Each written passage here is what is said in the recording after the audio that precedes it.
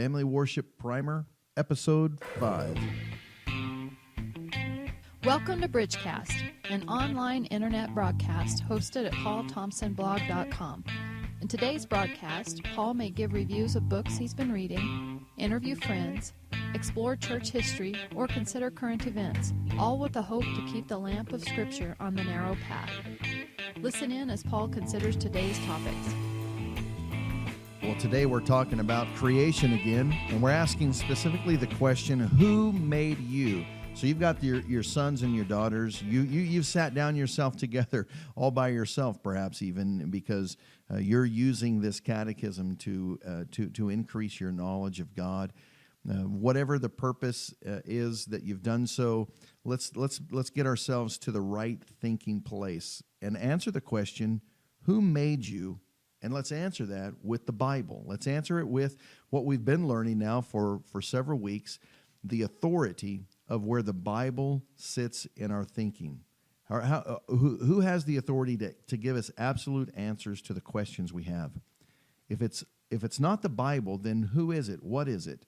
And we're making the argument with our children that the only one that we can reliably trust to answer these types of questions in our lives is God, and God has done this by revealing himself to us through the Bible, through authors, through these collections of these books. We've been putting the emphasis upon the Bible. We've been singing songs about the Bible. We've been naming the names of the Bible. We've been counting the books of the Bible. We've noticed there's two collections of books inside of this one giant collection of books. So we're emphasizing this so that when we're ready to ask this kind of a question, we know that the authority of the Bible has taken a primary place in the mind of the boys and the girls. So who made you? And so the proper answer to that is God made me. And let your children say that with emphasis. Ask them that repeatedly. Again, ask them when they get up. Ask them when you sit down to eat. Ask them when you put them down for bed. Ask them when you get ready to go to church. Ask them when you get ready to go to the grocery store. Ask them, and let them say, God made me. Let them say that with joy. Let them say that repeatedly. Genesis chapter 1, verse 27 is the scripture reference that helps us see what the Bible has to say about the creation of humanity. God created man in his own image, and in the image of God he created him, male and female. He, meaning God, created them. So we're asking the question, who made me? We can go to the Bible and see that the Bible very explicitly and specially says, God made humanity. God made me. So there's several things you could do to help emphasize this. Again, you're emphasizing the authority of the Bible in their life, but it would be good to give an exercise to especially emphasize the special creation of man. You might have pictures several nights of the week or several days of the week. You might put some pictures in front of your children and ask them, hey, maybe it's a scene of a mountains, maybe it's a river, maybe it's a picture from a telescope in the stars in the heavens.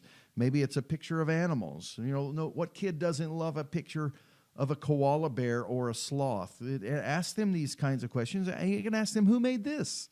And hope that they are understanding the authority of creation, and they'll say, God made all of these things.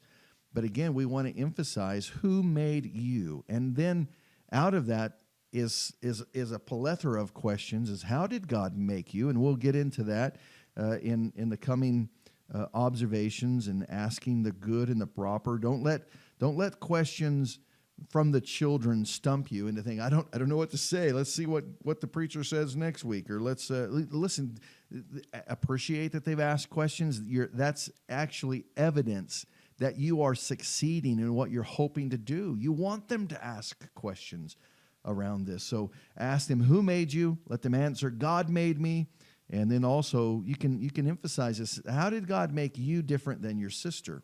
How did God make you different than your brother? Now, don't be embarrassed if they don't know how to answer that, or if they answer that with a little more graphic detail than you were hoping. But ask them these questions, because this will be important for them. It's not the emphasis of the question, but it reiterates for them, especially as they grow up in the culture that they're growing up in today. Let them see that God made humanity as boys and girls. He made them as men and women. So notice this creation of what God has done by creating humanity is unlike all other in his creation. Humans build houses, they make clothes, they take care of themselves, they build bridges, they build cars, they build buildings, they cook food. So these are all things that show that God did something different when he created humanity. We must never forget that God made us like this. So when you emphasize this, emphasize the specialness, the creativeness of what God did. He made boys different than girls. He lets both of them, both of them are humans, obviously, but he makes them radically and uniquely different. Might even let them identify what is the differences, and noticing that boys have shorter hair. Maybe the girls have longer hair. Their voices are different, and you can go as far in that as you want. Eventually, if you're homeschooling, you'll get into some biology that you can determine when is the right time to begin speaking about some of the other differences, and they are beautiful and glorious in the sight of God. But boys become men, girls become women. Teach that. That's emphasizing this of who made you, and for them to identify the specialness and the uniqueness of what God did in creating them. So again, the emphasis here, you're reiterating what you've been teaching them about the authority of the Bible. The Bible's where we go to. The Bible answers our good questions, our hard questions. We go to that good authority. And so now we have a question, who made me? We're going to go to the Bible just like we have in everything else, and we're going to let the Bible tell us who made me. So my hope is that will be a pleasurable experience. Take advantage of doing this. Ask this question all week long, and let the emphasis of it just generate more and more enthusiasm with the children. We'll be asking it at church. Let them feel comfortable to say it loudly and enthusiastically when they answer it. All right. Hey, may the Lord bless you. May the Lord bless your household. May the Lord bless the city of Twin Falls with a pouring out of the gospel from his church.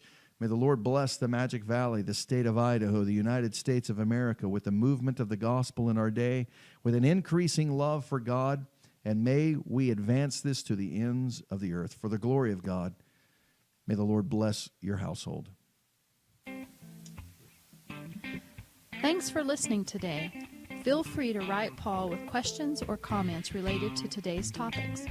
Helpful links can be found at the blog link related to this broadcast at paulthompsonblog.com.